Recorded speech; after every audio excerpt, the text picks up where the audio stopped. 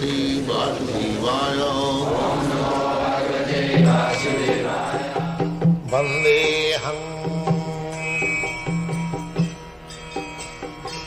Sri Guru Sri Juta Padakamalam.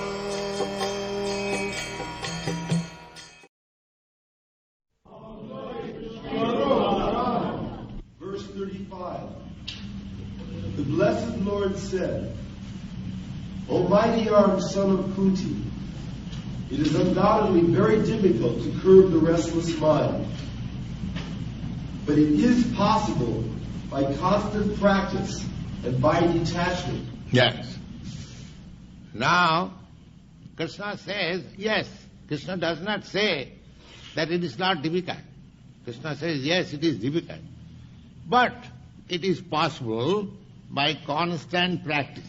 This constant practice is to engage oneself in something which reminds us Krishna.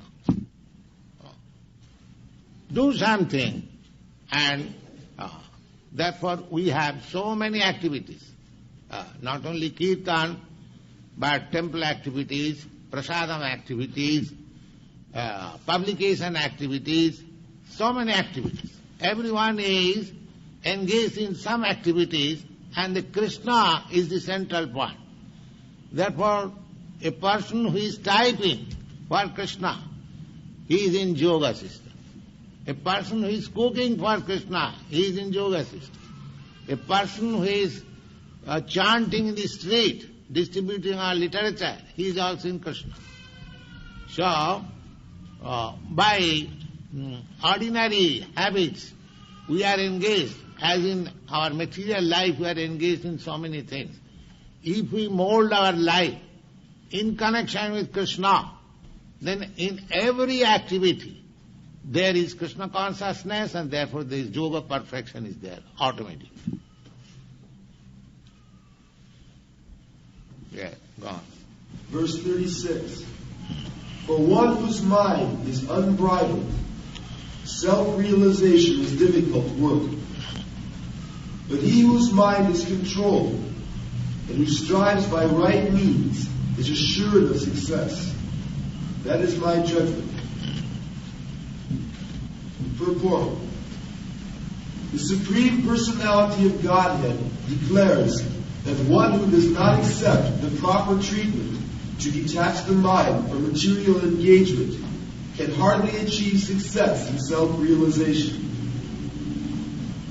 Trying to practice yoga while engaging the mind in material enjoyment is like trying to ignite a fire while pouring water on it.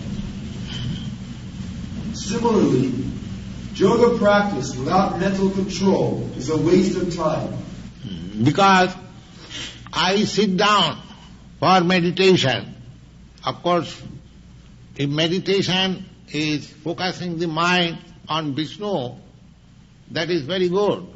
But there are so many yoga societies, they educate their student to concentrate their mind on something void, something color, not exactly to Vishnu form, you see. So, that is very difficult task. That is also explained in the Bhagavad-gita. Klesha udikatarastesham abbhakta saktachetasam. One who is trying to concentrate his mind on the imperson or voidness, it is very difficult and troublesome. At least here in this temple, the students, they are trying to concentrate his mind on Krishna. But to concentrate one's mind in void, that's very difficult. So naturally, my mind is flickering. Instead of finding out something void, my mind is engaged in something else. Because mind must be engaged something. If it is not engaged in Krishna, then it must be engaged in Maya.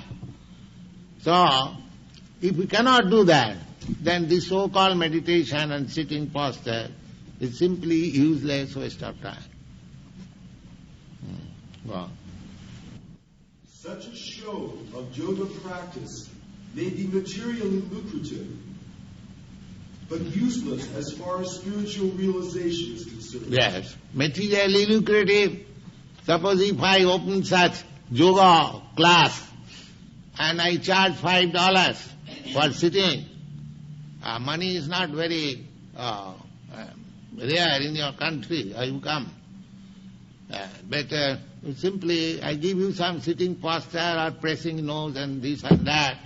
But if you cannot attain the real result of yoga practice, then you have wasted your time and now money, and I have cheated you. That is not possible. That is not possible. One has to concentrate his mind on Vishnu upon, steadily, constantly. That is called samadhi. So the same thing is being done in a different manner, suitable for this age. This is Krishna consciousness. Yeah. Therefore, the mind must be controlled by engaging it constantly in the transcendental loving service of the Lord. Yes.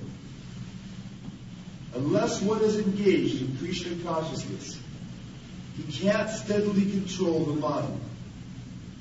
A Krishna-conscious person easily achieves the result of yoga practice without separate endeavor.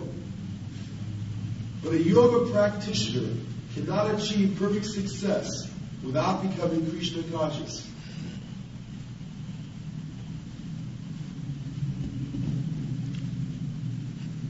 Then, go on.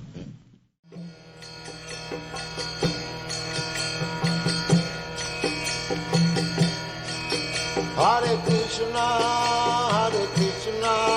Krishna Krishna,